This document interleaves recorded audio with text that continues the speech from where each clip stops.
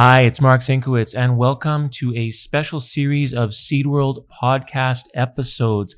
We'll be covering this year's virtual annual meeting of the National Association of Plant Breeders, which takes place August 15th to 19th, 2021. The NAPB is presenting its Friends of Plant Breeding Award to Dr. Donn Cummings. This award honors people whose career may or may not have been involved in plant breeding, but who, through their professional activities and passion, have contributed significantly to the advancement of the plant breeding discipline.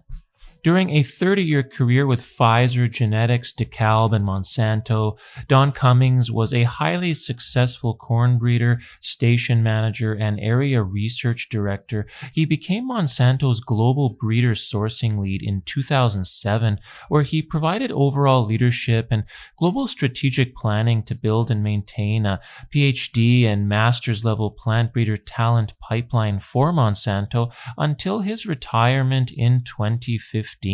He has also regularly participated in agriculture-related panels and advisory committees. Enjoy our chat.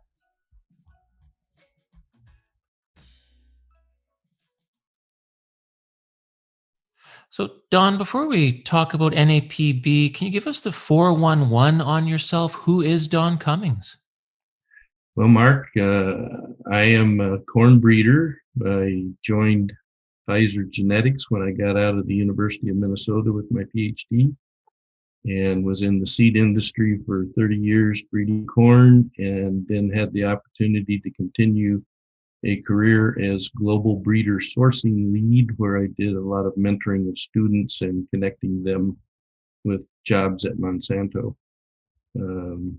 That's kind of it in a nutshell. Since then, I've retired in January 2015 and have been staying active with NAPB and the Tri-Societies and ASTA.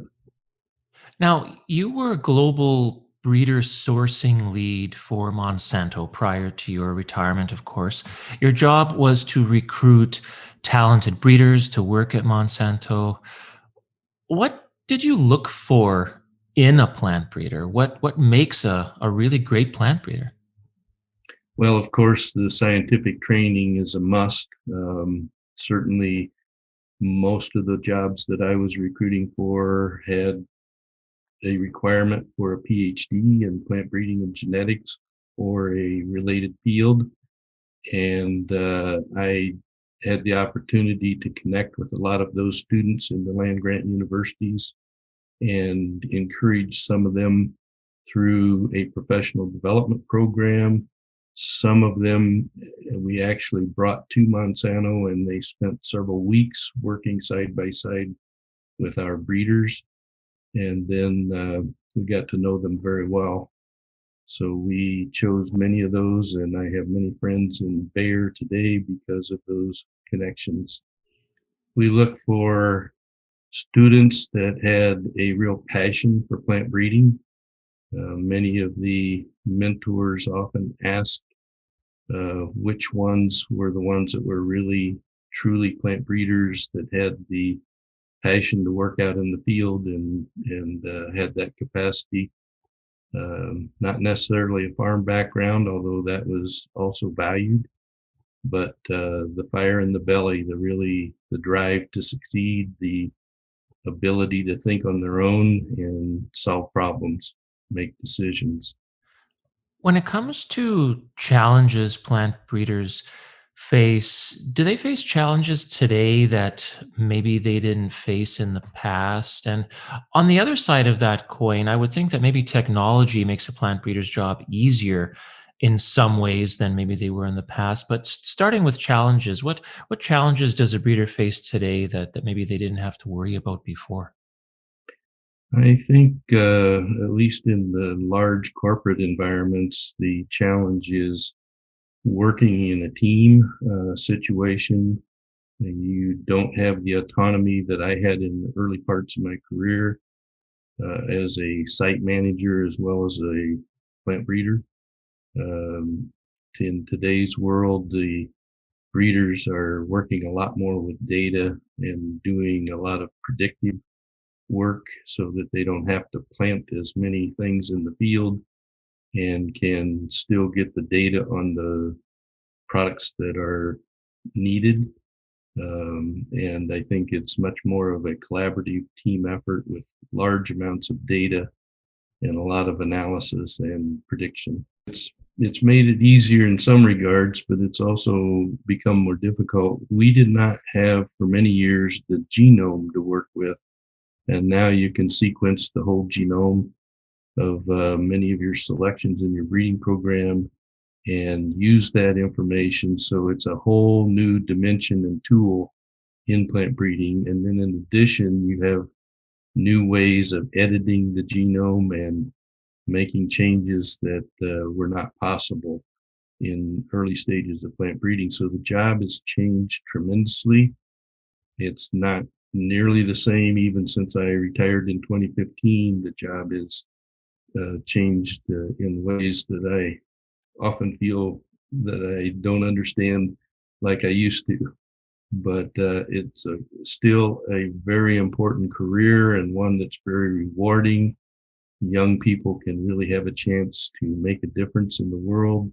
I think with the climate becoming such an important part of plant breeding and also subsistence farming coming into light and focused much better by the big corporations, there really is an exciting career to have an opportunity to really make difference in the world.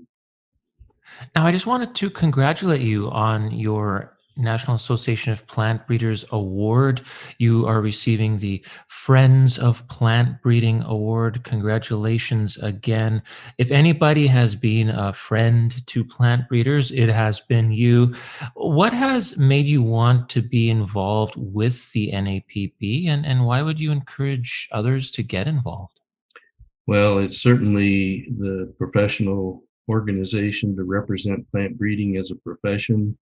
I've enjoyed my career so much in plant breeding that I would love to have others have that opportunity. It's a career that often you don't learn about very early in high school and so forth. And I think those that do have a leg up because it's a career you really need to start on early in life. The networking and connectivity across plant breeding is global. And I think that's part of the excitement of it, but also where a professional organization that encourages and mentors students into these global roles is very important to help them quickly get into the profession that they want to succeed in. And those that have good mentoring and good connections through professional organizations, I think, really flourish in that environment and are encouraged by it. Now, Don, the NAPB is giving out 24 scholarships this year as part of its Borlaug Scholars Program. The scholarship obviously is named after Norman Borlaug, who I understand you had the pleasure of meeting at one point during your career. Can you tell us that story?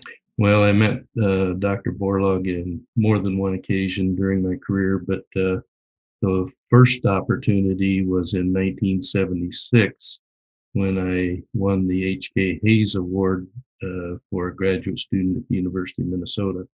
And Dr. Borlaug was the invited speaker that year.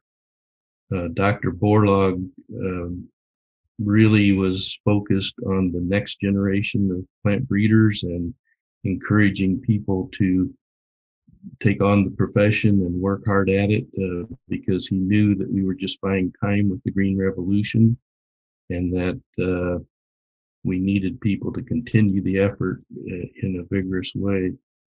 And that really inspired me, along with the Golden Opportunity Scholars Mentoring Program later on, where I was mentoring students. And having been mentored well in my career, I knew the importance of that. And I decided to help NAPB start a scholarship and named it after Dr. Borlaug because of his influence early in my life.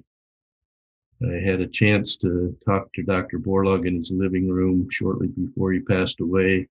and tell him how much of an influence that was to me. And I really enjoy mentoring students because of that experience. And I still continue in both the NAPB Borlaug Scholars and the Golden Opportunity Scholars to mentor young people.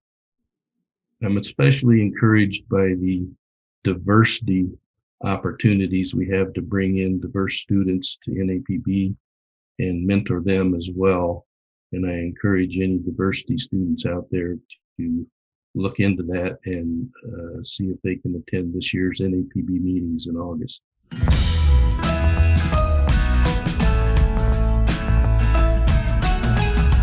For more great podcasts, visit seedworld.com.